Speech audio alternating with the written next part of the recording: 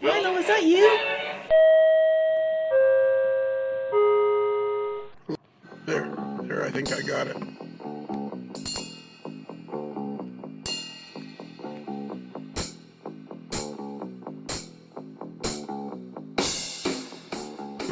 Hey, Bruce.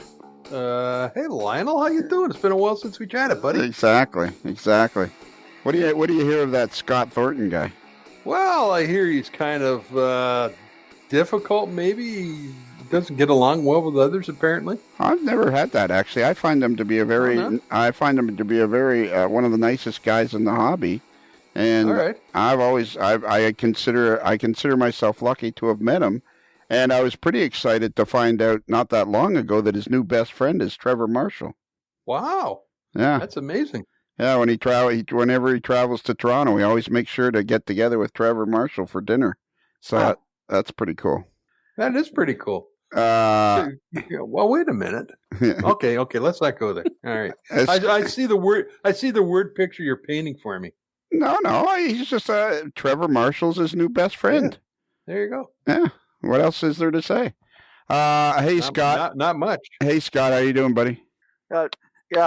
Trevor, I'll have to. Lionel's interrupting me. I'll have to call you back. Okay.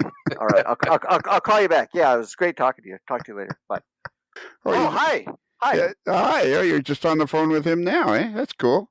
Yeah. Well, we got to keep the relationship, vibrant and just those good friends from Toronto. You got to stay close to them. Yeah, that's right. Absolutely. Okay, so tonight, Bruce, we're going to do the Kelly questions. All right. Yeah, remember about a year ago we interviewed a guy named Jason Klocke? Yes, the Chicago Great Western modeler. Absolutely fantastic stuff. Yes, absolutely fantastic. By now, his layout's been in every publication on the planet. Hopefully. I would think so. Yeah. Jason? Yes. Attaboy. Did I wake you up? Yes. No. I'm good. We're going to do the Kelly questions with you tonight. And just to remind everybody, you model the Chicago and Great Western, and you live in Humboldt, Iowa, which is in the middle of the Great Plains, kind of. And you're a locomotive engineer for the Canadian National Railway. And that's correct. What was the last locomotive you were running? SD60. Do you do like long haul, or do you do yards, or what do you do? Right now I'm on just a local. Okay. So what kind of hours? Is it just a day job kind of a thing? Right now, currently, yeah, I'm on days. Right now is what I'm holding now, but it's always subject to change. But right now it's days. So where do you operate out of? Fort Dodge? Yeah, Fort Dodge. Yep. How big is Dodge? And I go down the. How big is the yard there? How big is the yard there? Oh, I don't know. The yard in town there's smaller yard. I don't know, 7-8 tracks, and there's some longer tracks in there. And then there's a large industrial park just up the hill out of the Des Moines River Valley at the top of the hill there, just a couple miles west of Fort Dodge. That is the main source of traffic out of Fort Dodge for us anyway. So there's several large plants there, ethanol plant, a large cargo plant, and CJ America's in there. They're a bio plant type place, and so a lot of the industry work is up there. But it's enough to keep. They got extra boards there, and there's 4 or 5 jobs that run out of there, and a pretty decent sized extra board and stuff. So enough to keep 30 guys or so busy. And you interchange with other railroads there as well? We don't interchange with. Used to interchange with Union Pacific there, but they tore the interchange out. So no, we don't have any interchange with anybody at Fort Dodge. But the UP runs into Fort Dodge also on the former Chicago Great Western. Do you have your cat with you, Jason? Mm-mm. Oh, okay. I just heard a cat purring somewhere. I don't have That's my cat. Okay. Okay. So you don't have a cat. Would you like one? I had one when I was a child, and it was all right. All right. But we have a dog. There you go. Okay, so Jason, I'm sorry, I cut you off. We just got her a couple years ago. We just got we just got her a couple years ago, and she's got her from the shelter in Fort Dodge, and she's just a sweetheart. I had to wait till I was 40 years old to get a dog, and this is my first dog, so I'm pretty sure I'm a dog person now. I think we're getting ahead of ourselves. So the reason we brought you in, Jason, is because we're going to do the Kelly questions, and you're going to be scored by myself, Lionel, Bruce, the moderately agitated mail boy, and Scott Thornton, the elitist hobby manufacturer. Oh, God. Yes. Elitist is right. What a crew. What a crew. Before Warren, Scott really doesn't know how the scoring works, so if your score doesn't look like what it should be, we can blame him. Yeah. Actually, we'll probably just blame him. I figure he's going to... Well, I'm the elitist. I'm an elitist, so you're not worthy to begin with. So you have to, and you're going to score it however way you want to, regardless of how they say it's going to be scored. Exactly. All right, so let's get started here. I'll just see if I can't find the questions. I put them somewhere. I've lost them already. I probably gave them to Scott.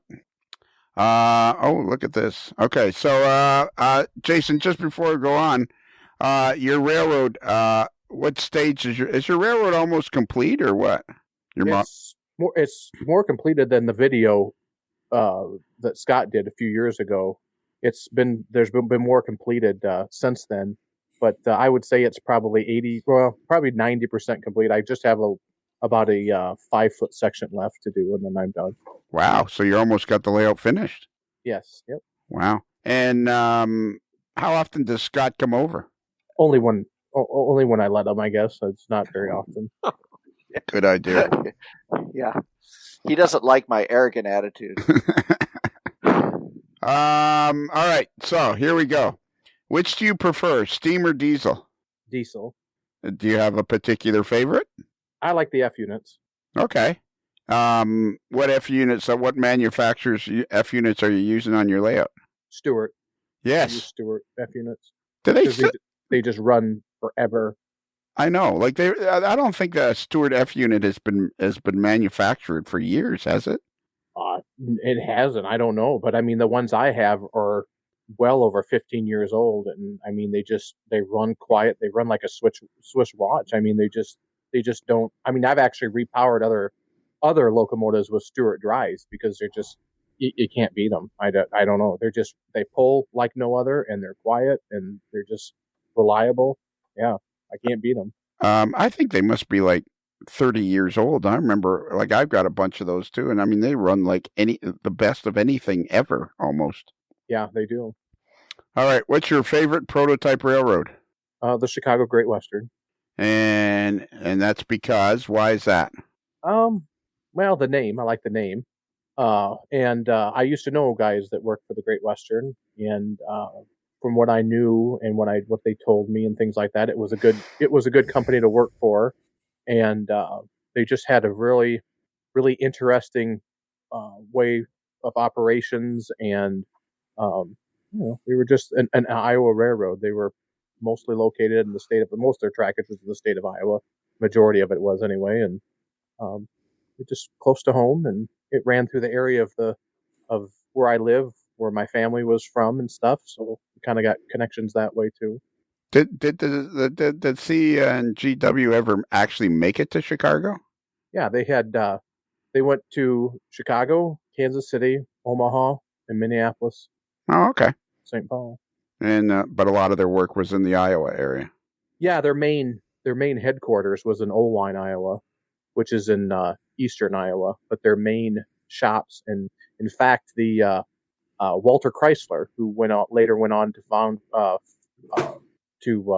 start Chrysler Car Company, was a Chicago Great Western employee at the shops in Oline. Oh, there you go. Okay. If you were rail fanning, would you rather photograph the trains or ride on them? Photograph. Okay. And do you do that much, or are you, like, I know you're a full size.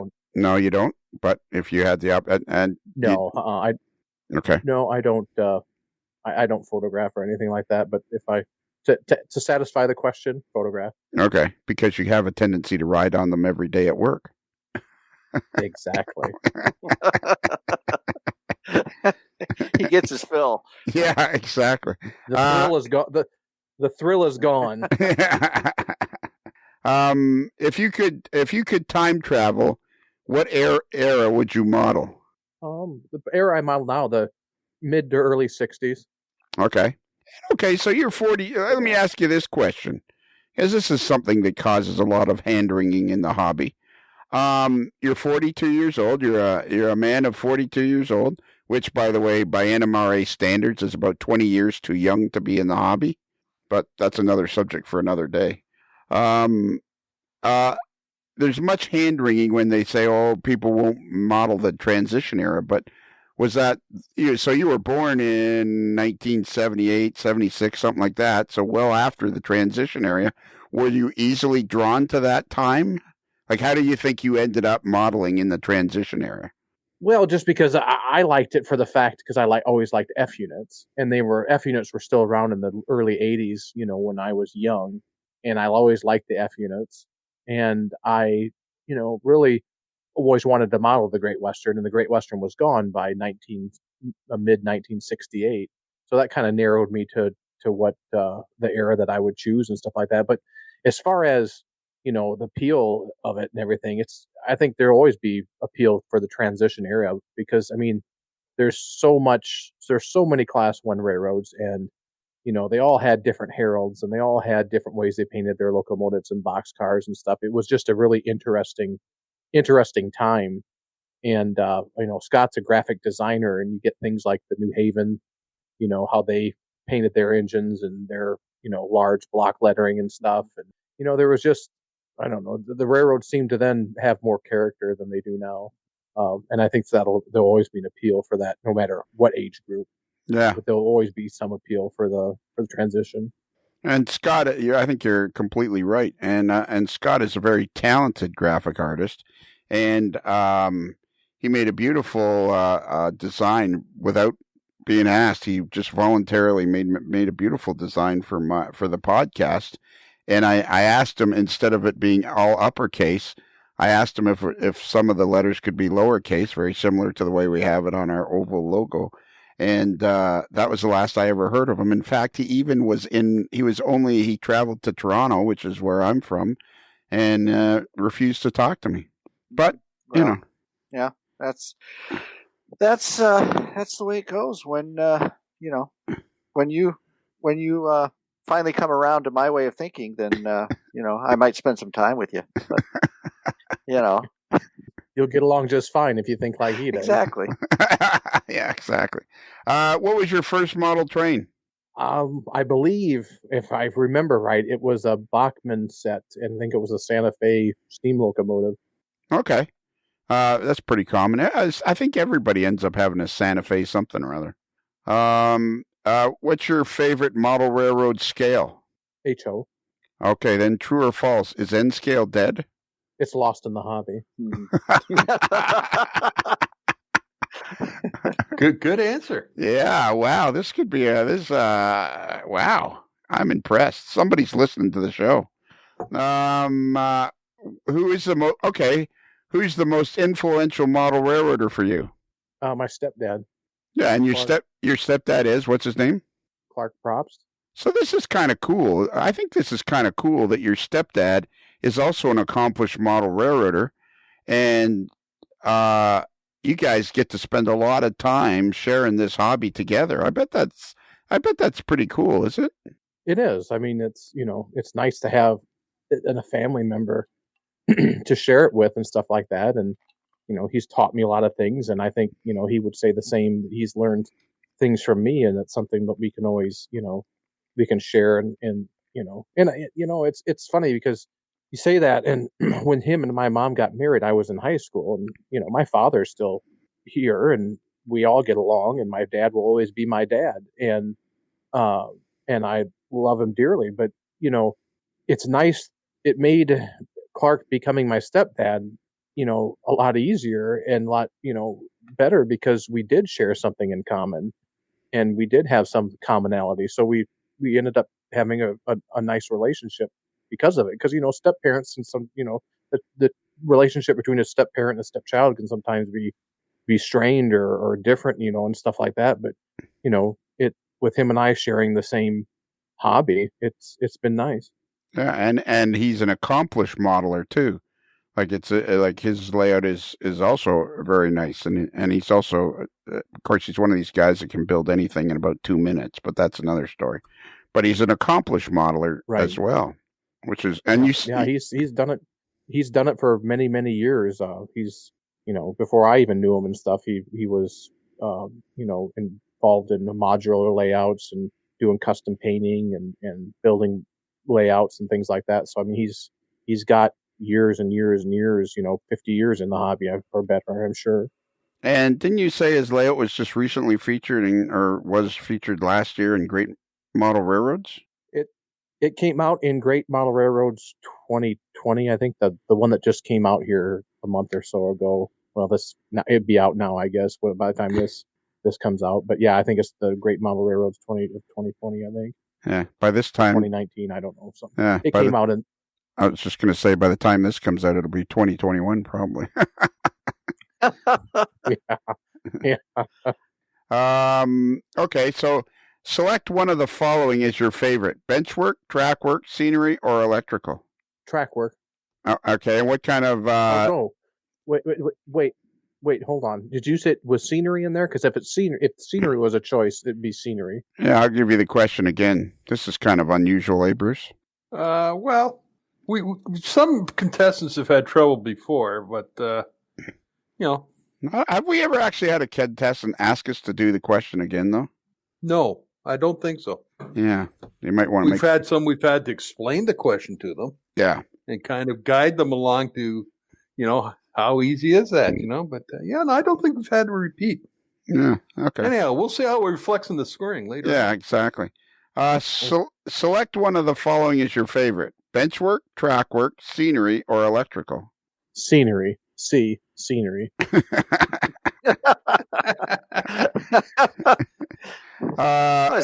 Is this the ACT or something? Okay. You're that's a high school test. All right. Oh, look, Bruce Scott's still here. I'm still hanging around. Okay, and I understand from our buddy Scott Thornton. Scott, you say that he's incredibly talented with scenery. Incredible. Yep. Amazing. A true master of the craft. Okay, Jason. So, what do you attribute that to? Are you kind of a natural artist, or? It's a interest of mine, and I guess I see the stuff every day working, trackside scenery. I see it every day. I stare out the locomotive window and look at the landscape and things like that and stuff like that. So I mean, it's just, I guess I'm sure some of it's talent, but talent is really a pursued interest, right? It's something, you become talented if you pursue something long enough and keep practicing at it. So, I mean, that's kind of how I just kept at it and kept trying different things and stuff like that, and emulating what I see out there on the railroad and bringing it that experience home and applying it to my scenery. And this is the end result. Lionel, he's not as good as me yet, but I think if he keeps working hard and really, is really dedicated to the craft, he might come close to my level of achievement, but that's yet to be seen. Okay, that's an interesting statement. Jason, I have a statement and I have a very blunt question for you. So, are you ready? Okay. The statement is... I'm ready. I'll let everybody know we got some sort of a 3-second delay here, so that's why it sounds kind of choppy sometimes, and we have yet to figure out why. But nevertheless, it's still interesting. So my statement is, I'm testy tonight because Scott is in the studio. So I apologize for any rudeness or testiness that I seem to exude. If you feel like I've been rude to you or whatever, it's because Scott's here. But my blunt question is, do you have any concept of just how beautiful your model railroad is and how good you are at it?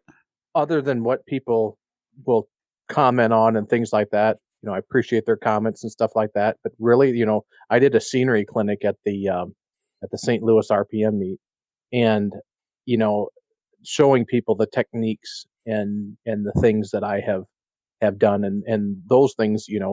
My stepdad took some of those techniques and applied it to his current layout that's in that magazine and stuff.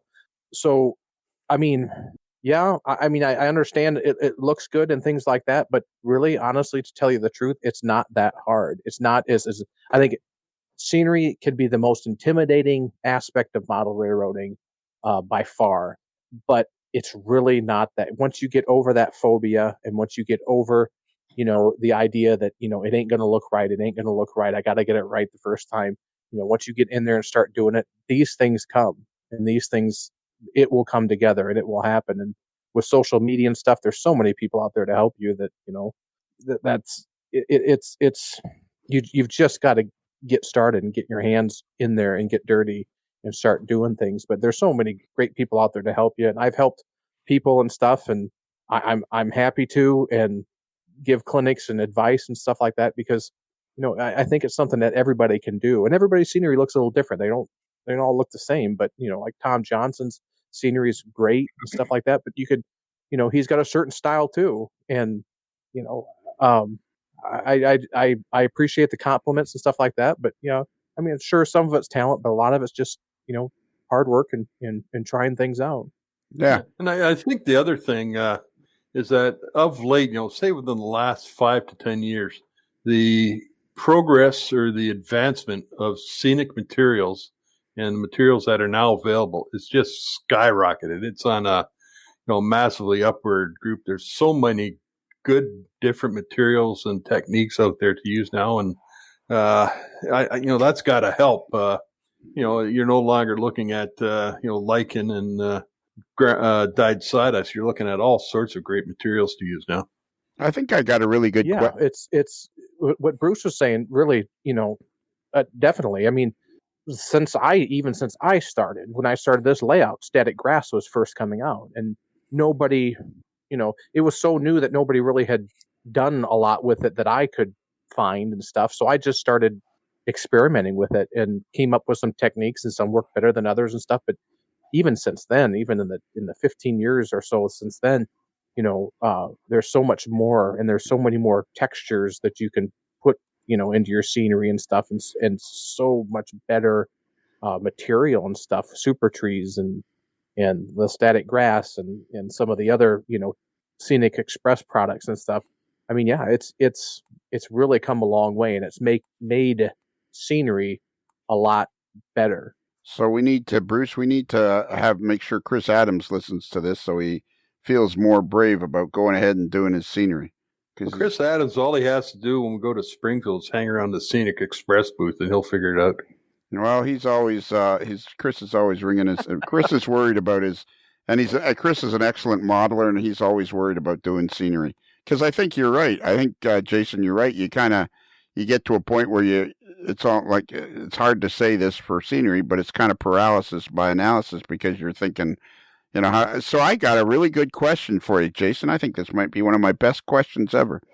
What would you say, as a guy that's given clinics and a guy that does spectacular scenery, what's a real simple thing for somebody to do to get their feet wet doing scenery that's going to give them a rewarding experience? Go out and buy yourself a static grass gun and some static grass and start using that, because just the static grass alone, just that, even if it's just the static grass that you put down, will get you started. Will get you thinking, hey, this ain't so bad. And what if I drop a little bit of ground foam, or spray it with hairspray and drop a little ground foam on the static grass, and now that looks like a weed or a bush, or things like that. But that's where I would. And it's the same kind of thing, like Bob Ross.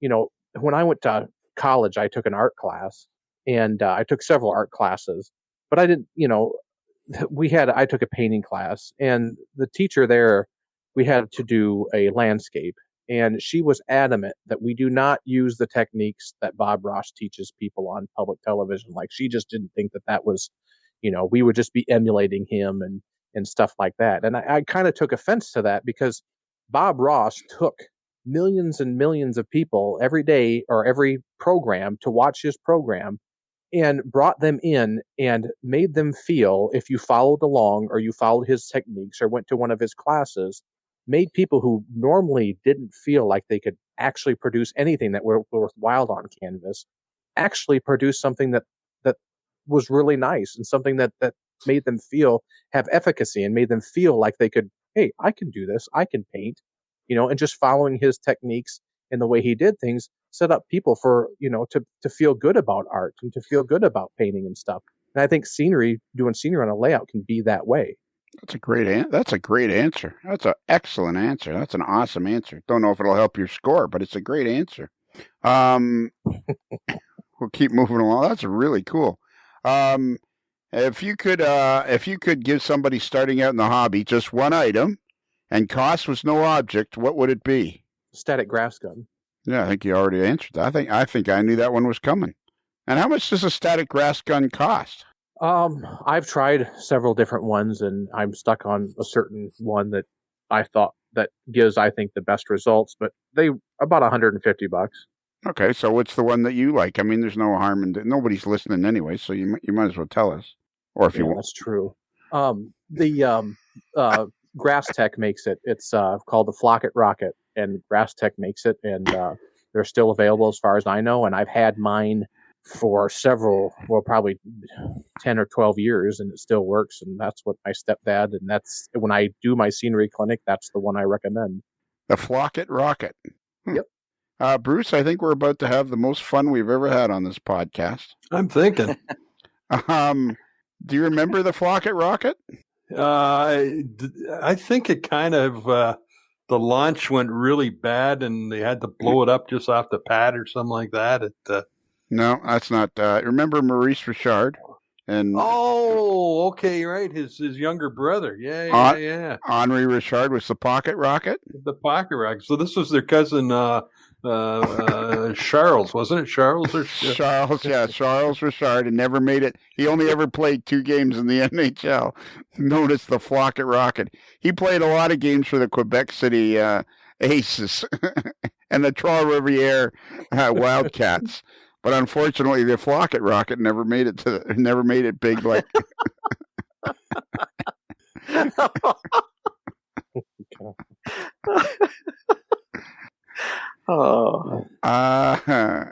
Yeah. I wish I had. I think I have one of his. I think I have one of his jerseys somewhere. So what, Jason? What's the Klocke Rocket motto then? Just flock it? I guess so. Yeah, that'd be all right. Yeah. Just flock it. Hey, Bruce, I'm making a note here. It's available from Scenic Express. I'm making a note here, Bruce. Yes. Never have Scott on the podcast. If you look over to your right in the studio, you see I've got it in big red letters on the whiteboard. Oh, yeah, okay. Because I knew you're coming with that. All right. Hey, this is a great question. This is a great question for you. What's your name again? Jason. Jason, this is a great question for you because you live in Humboldt, Iowa, which is 15 miles north of Fort Dodge in Iowa, which is not necessarily near any great big city. Where do you buy most of your model railroad supplies? Online. And and that must really have helped over the years. That must really have changed things. I mean, it must be easy to get pretty much whatever you want now. It is. It's, I mean, I have to travel to go to a hobby store or anything like that. But, it's made that infinitely easier to do, to build a layout and things like that, to be able to order it online and then have it delivered. Do you have a particular online supplier that you go to? I do a lot on eBay, and then I used to buy a lot of stuff from Blue Ridge Hobbies down in South Carolina. Yes, that's a good one. And we also like trainlife.com, which is a division of Exactrail out there in Provo, Utah.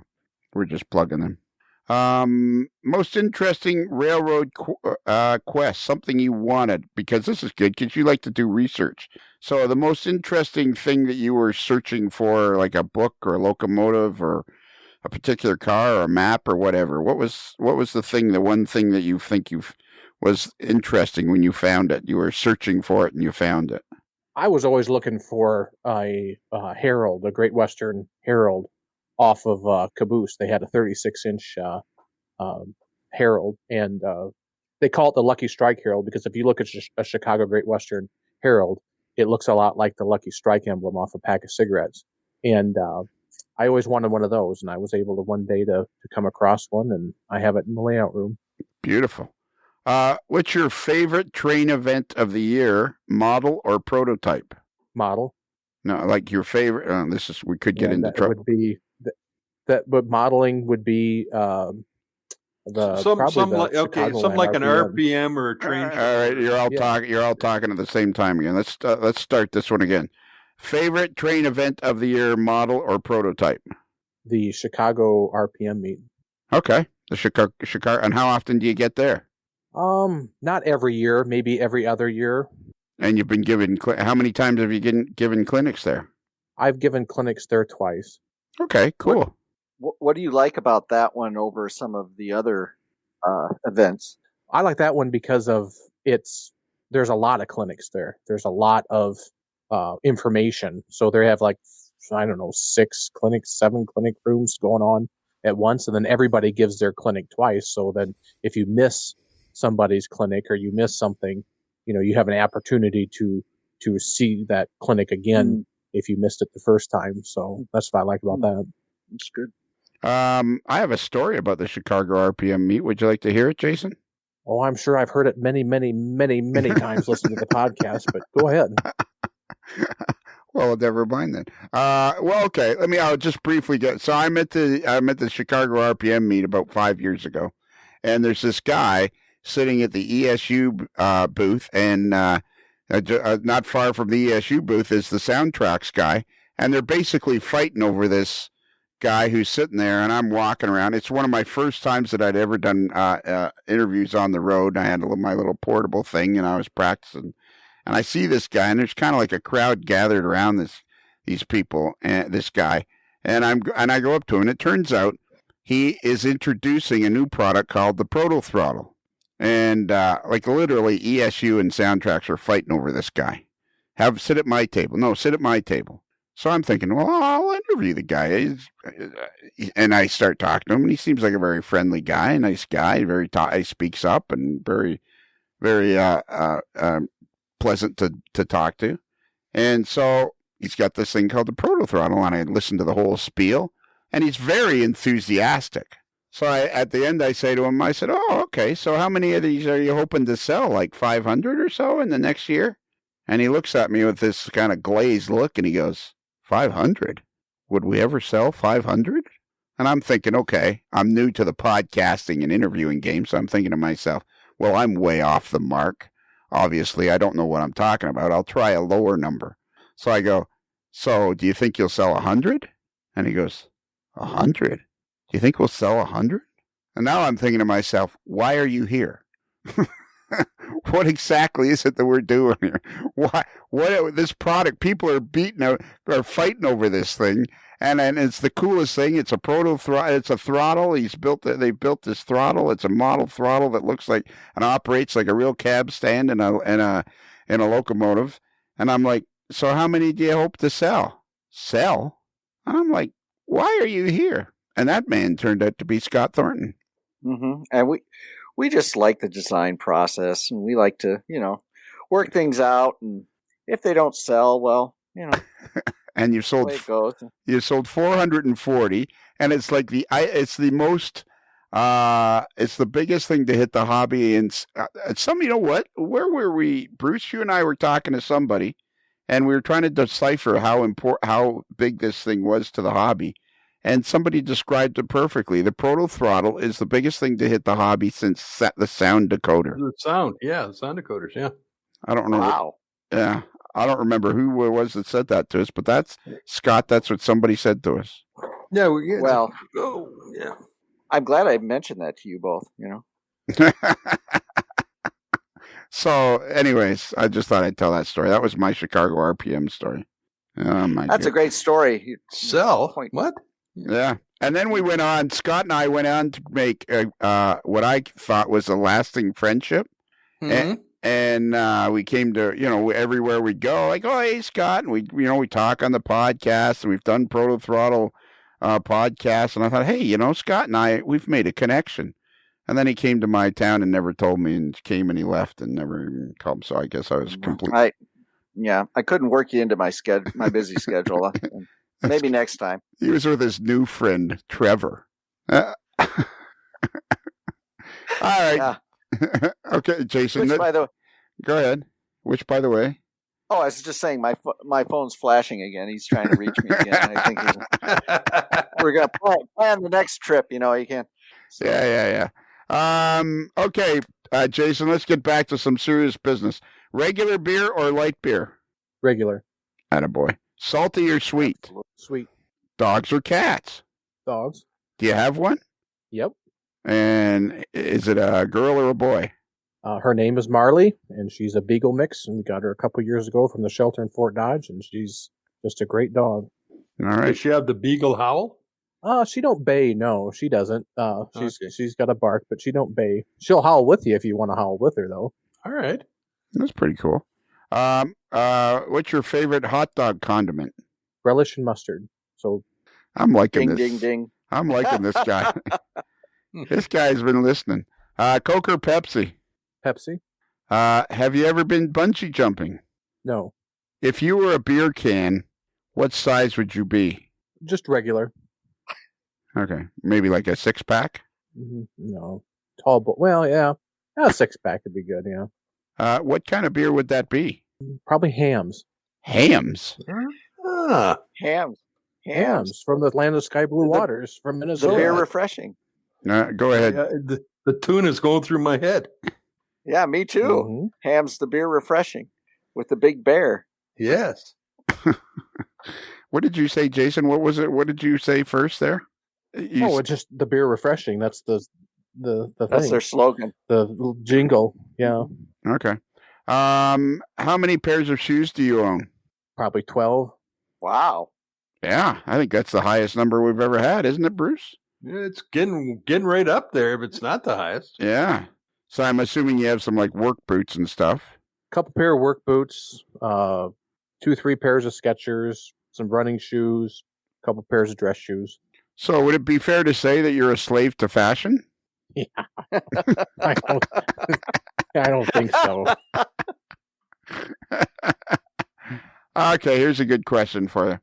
You are actually the first person on the Kelly Questions ever to be asked this question. You are the first official person to ever be asked this question. So picture this scene. It's the middle of the night, and your smoke alarm goes off. As it turns out, later on you find out that it was only really a small fire that did a little bit of damage to your house. But the smoke alarm goes off, and you hustle up your wife and your kids, and you get everybody out of the house. But as you're doing this, of course, you pull on your sweatpants, and then you go to reach for a T-shirt. What T-shirt would you grab before you ran out onto the street? Well, if I had one, it would be an AML T-shirt, but I don't have one, so. I believe we're going to be able to fix that, Jason.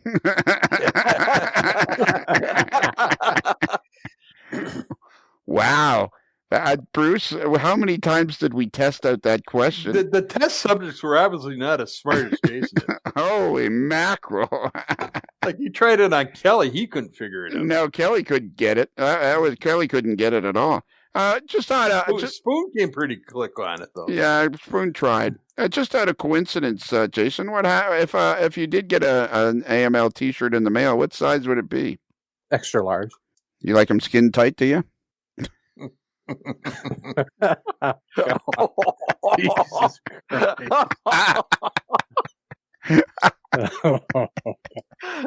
All right, XL, got it. Yeah. You got the engineer's physique down there. Don't you? Just send me a circus tent.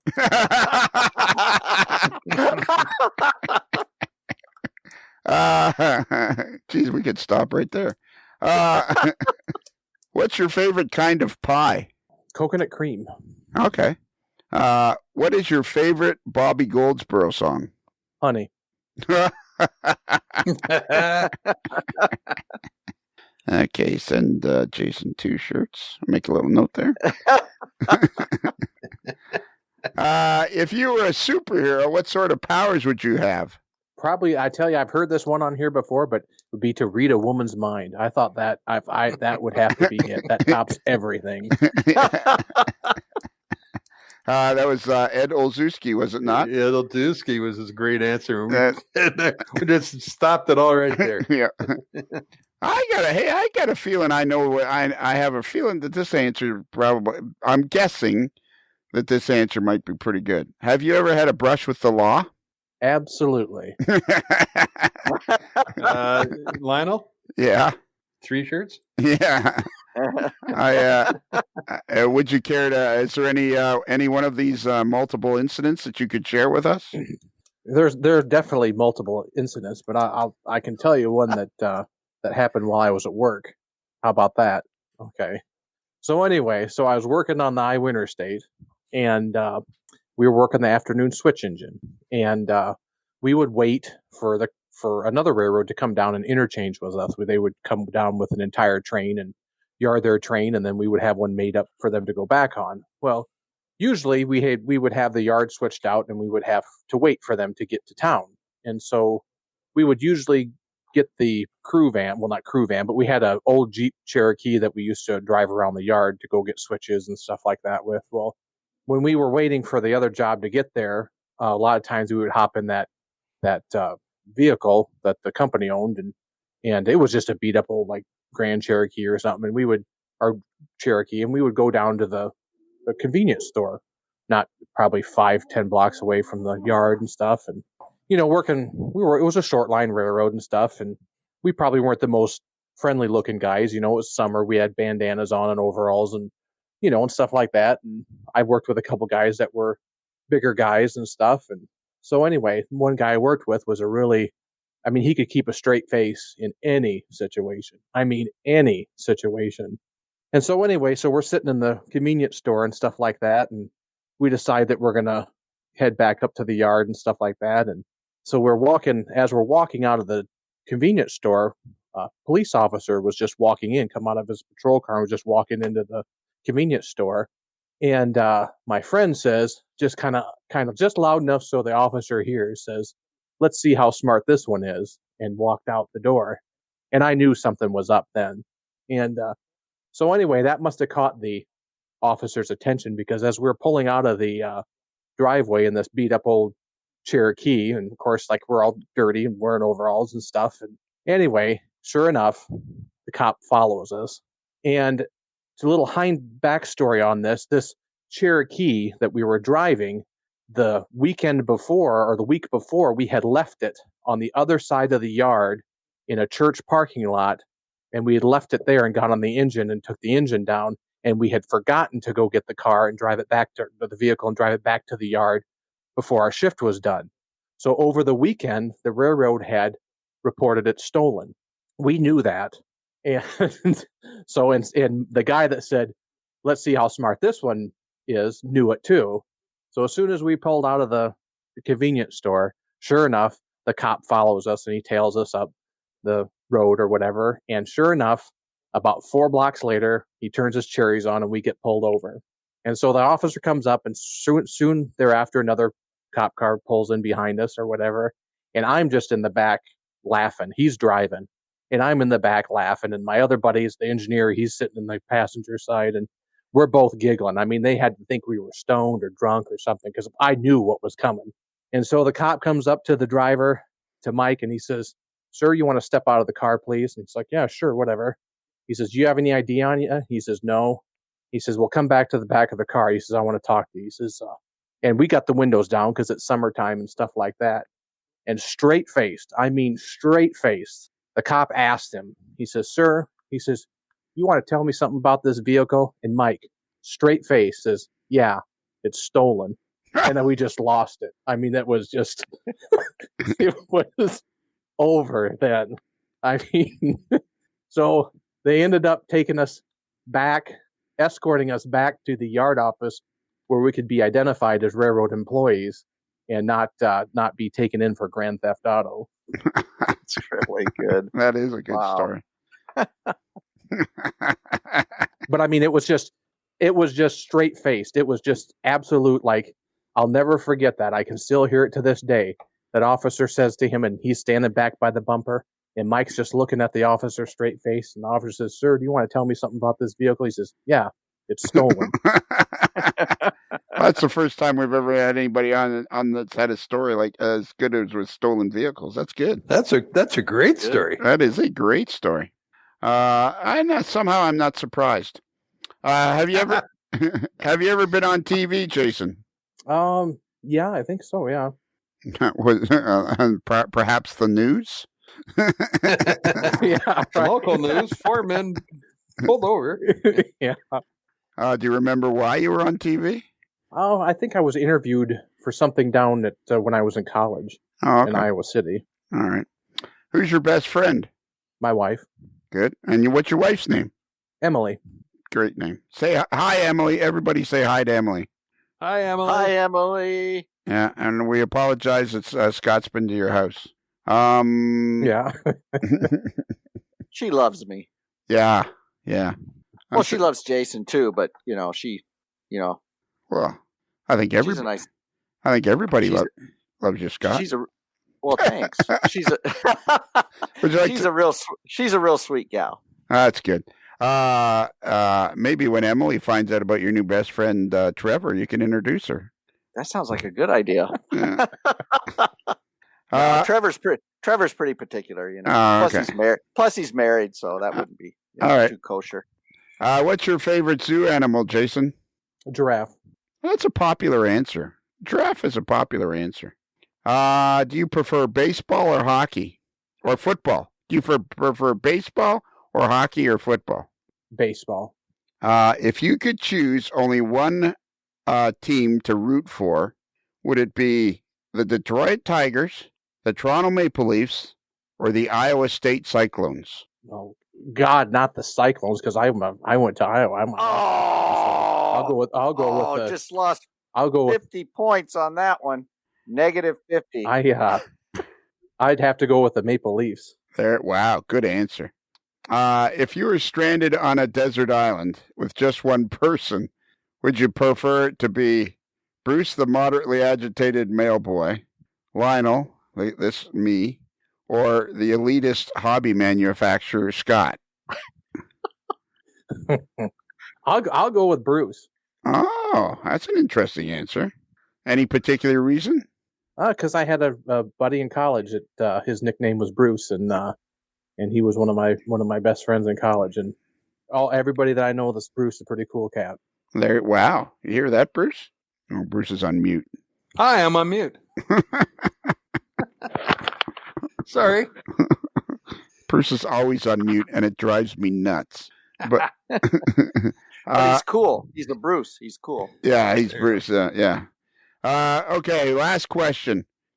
Jason, what is your favorite podcast? A Mother's Life. There you go. How did you find the podcast? I was looking on iTunes, and I just typed in model railroad or model railroading, and there were several other ones, and then yours came up, and so I downloaded a few of them, and then I've been listening to them ever since. There you go. Attaboy. Who's your favorite? And you don't pick me, pick somebody else. Who do you like listening to on the podcast? Oh, on the podcast? Yeah. Let's see. I don't know. I like Ralph just because he always sounds angry, and it's funny. No matter what he says, he could be giving somebody a compliment, and they would just take offense to it because he would just sound angry when he would give it to him. That's a good answer. Angry Ralph. Angry Ralph. Yeah. That is a great answer. All right. It's time to do the scoring. So, Bruce, why don't you go first to give... Okay. I'm going to go first here. I'm making a bunch of notes. First of all, we'll have a bit of a side. Scott Thornton, minus 395.28. Oh, my gosh. Now to Jason's score. Jason had some pretty good answers. Ciphering here, yeah. The beer question was good. The static grass, good. The brush with the law, very, very good. The trying to understand women, that's a very good answer if it comes in. Maple Leafs is okay. Go with the Maple Leafs. Would prefer the Tigers, but Maple Leafs is good. They're my heart too. What else we got here? Okay, Cypher. Wow, 3.791. Wow, that's not bad. Wow, I know. Yeah. Scott, would you like to try? Yes, I would. And I was thinking that the scale was 0 to 100, and maybe I was wrong about that, but that's the scale it is. That's a scale. Okay. It is 0 to 100.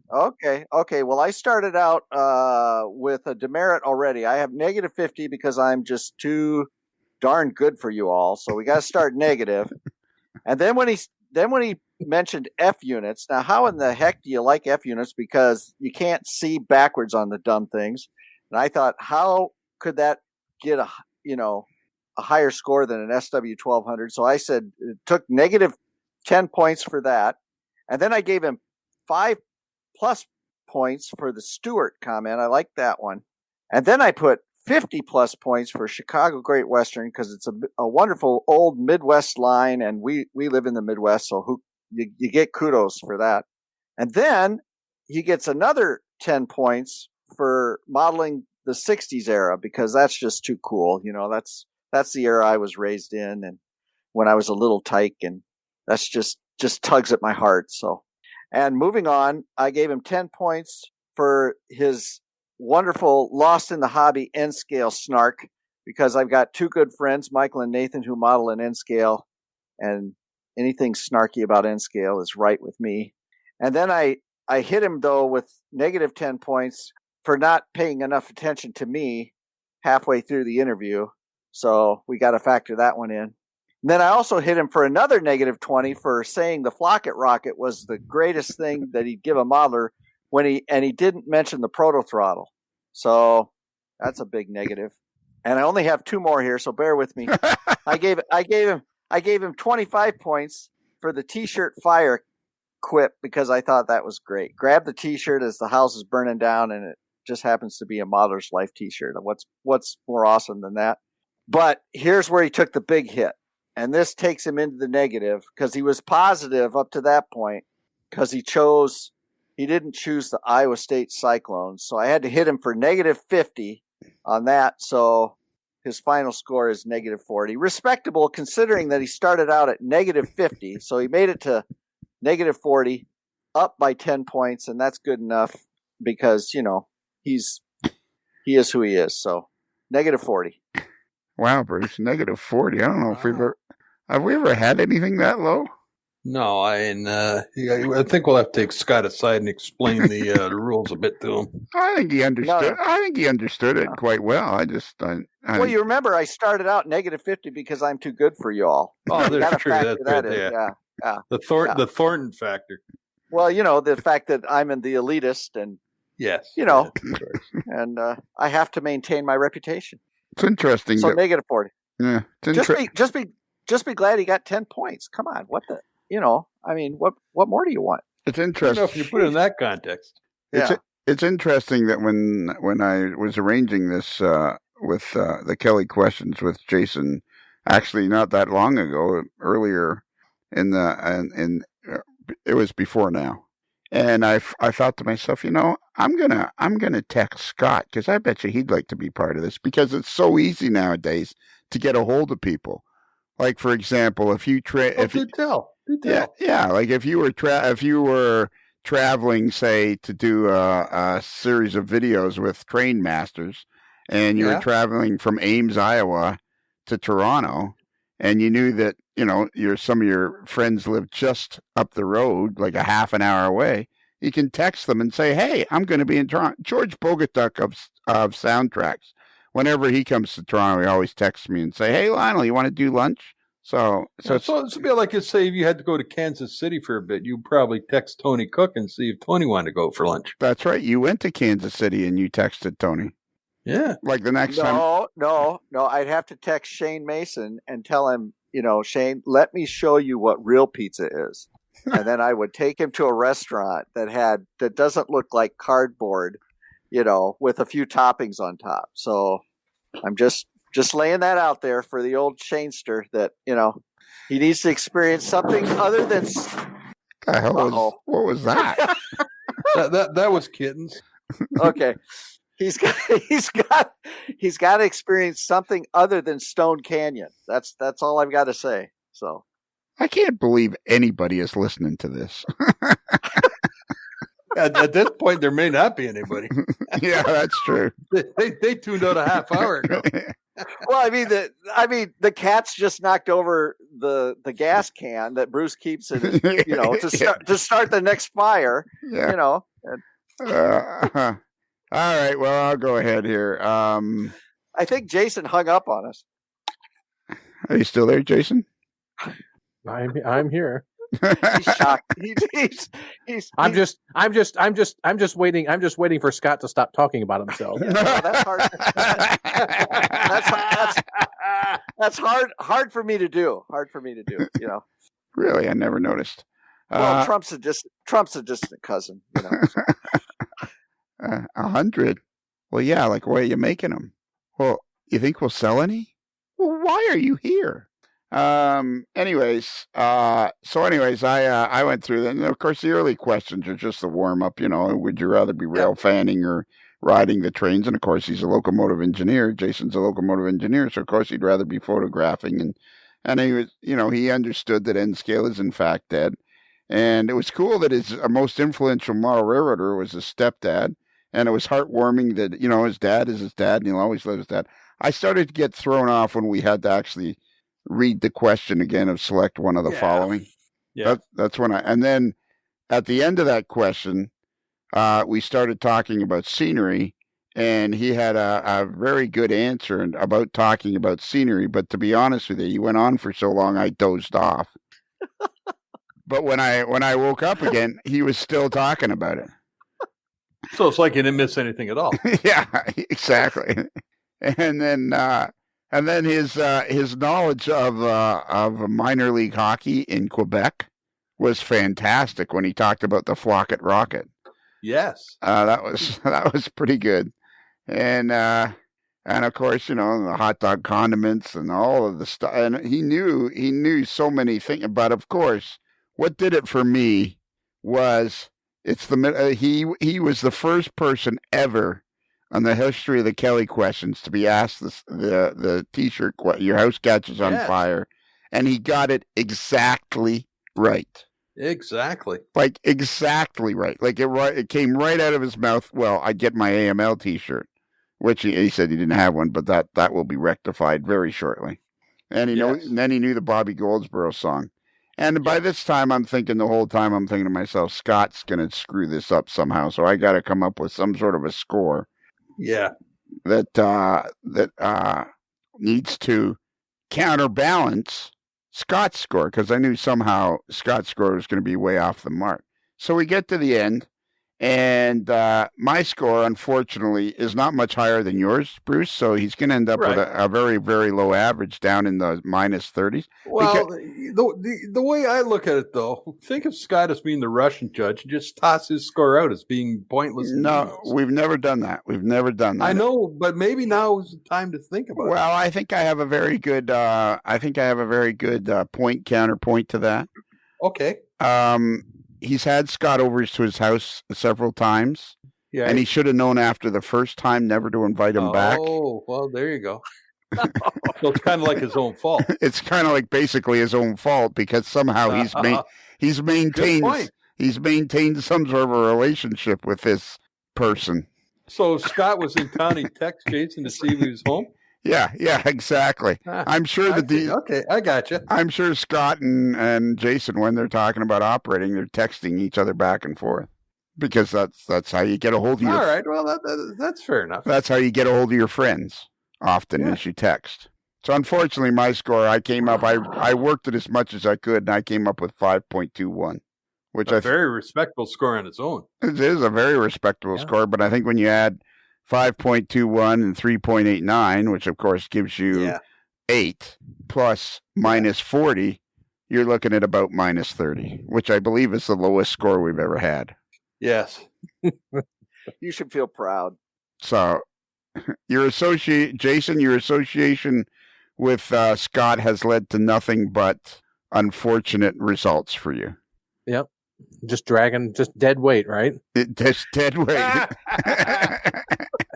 Oddly enough, Jason, when you say that, oftentimes when I talk to Michael Peterson and Nathan Holmes, now they've said this in confidence because they don't want it to be well known or out. But I mean, these are the two guys that own Iowa Scaled Engineering and have worked. They live in Colorado for some reason. I'm very confused about that whole. They're in Colorado and it's called Iowa State Engineering, and then Scott. But anyways, we were actually interviewed Michael the other night, and I said, "Hey, give me a little bit of info about Scott Thornton," and he was very polite and said, it's like talking about a rock." I figured you were going to say. I thought you were going to say there was just dead silence. So, anyways, that's funny. That's funny. Yeah. That's funny. I didn't have to throw that hook very far before Lionel took off with it. Yeah. Well, you know what? To be honest with you, if you're gonna nickname me, Lionel has pounded this into the ground. I think dead weight would be the winner. Actually, that's the smartest thing I think you've ever said. and I'm dishing myself. So there you go. Yeah. There you go. Hey, Lionel. Yeah. Should we tell him the origin of the T-shirt question? I don't know if Jason knows that. Because this is the first time this has been asked, so people may not know the origin of the which T-shirt would you grab if your house is on fire? Yeah, I think regular listeners will know by now, but sure, give them a quick synopsis of how that came about. Quick synopsis. It's based on a true story of the night I discovered a fire in my house at 1:10 in the morning. I ran back into my bedroom, threw on a pair of jeans, and threw on my marginally adequate Modeler's Life T-shirt, and grabbed a cat and the dog and got out of Dodge. Yeah, and I remember saying to you, I got a hold of you right away, and I said, "Is your T-shirt okay?" Yeah, and I had to say, no. Sadly, it did suffer some damage. Yeah. Anyways, smoke damage. No, hold aside. Yeah. Anyways, on all kidding aside, where we were thrilled that you were the only one in the house, and you got every living thing got out of there okay, and yep, and then you had insurance, and it's all going to work out in the end. Yes, sir. And it's going to be Scott proof. Yes. I'll get Scotch guard on it. There you go. That's what we need, is Scotch guard. Yeah. Hey, you know what? I'm going to send a little message out to a guy named David McRae, who's a listener, and he's a long haul trucker, along with John McManaman, or George Taylor, who drives a FedEx truck, or anybody else that listens to the podcast regularly and drives for a living. If you're out driving and you see a guy, kind of a pasty white guy with a crew cut, standing on the side of the road with his thumb out, just keep on moving. Oh gosh. There's so much love, much love and understanding at the AML Nation. Yeah. Oh yeah. So, Jason, you're welcome to keep the tinfoil helmet. Unfortunately, you got the lowest. Unfortunately, you got the lowest score due to your the company you keep. Understand. But thanks for coming on. And I think, all things considered, we managed to work our way through it. For some strange and peculiar reason, Jason is on his phone, and we got that working pretty good, but we had a 2 or 3 second delay. But we still ended up with a great episode of the Kelly questions. Yes, indeed. Mm-hmm. Even with the gas cans crashing to the floor. Yeah, there you go. I don't. Oh yeah. How do we? I don't think we have any way of ending. You know what? I think it's been so long since I've done them, I don't remember. Yeah. So you know what? I think we'll go with our standard ending, and we'll let Jason handle it. It's not Good Night Dick. What do we use Good Night Dick for? Viewer mail. Viewer mail. No, we didn't do it. We didn't do it the other night. We'll have to add it. We'll have to add it. Yeah. So, Jason, you're familiar with the podcast, and you know that right at the end, it's up to you to say something apropos Right. or suitable. Can you handle that? I can. Okay. Bruce, give out our email address. Our email address, if you want to write in and tell us what you think about Mr. Thornton and his antics, Modeler's Life, Modelers with one L, modeler'slife@gmail.com. Yes, please. Any of you who are regular emailers, please write in about Scott Thornton. Tell us all your good stories, your anecdotes about Scott Thornton. And we have a website, modelerslife.com. If you go there, you'll find all kinds of cool stuff about the website, about the podcast, and you can sign up for Patreon and get if once a week isn't enough, sign up to Patreon and you'll get it twice a week, Monday and Tuesday. I believe that's it. So remember, a Modeler's Life podcast is considered marginally adequate by 6 out of 10 arrogant graphic designers. Ooh. Ouch.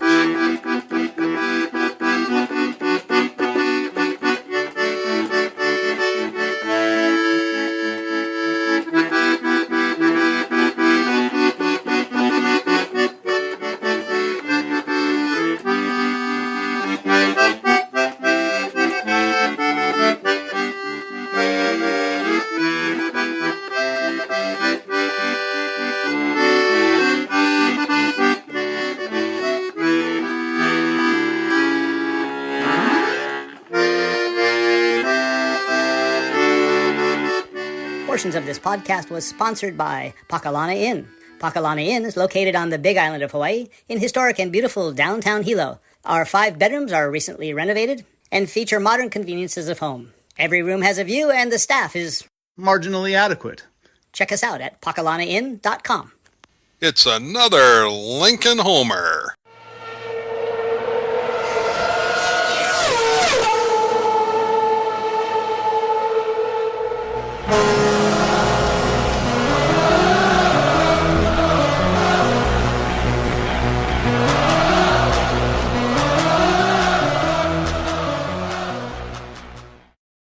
That's going to leave a mark.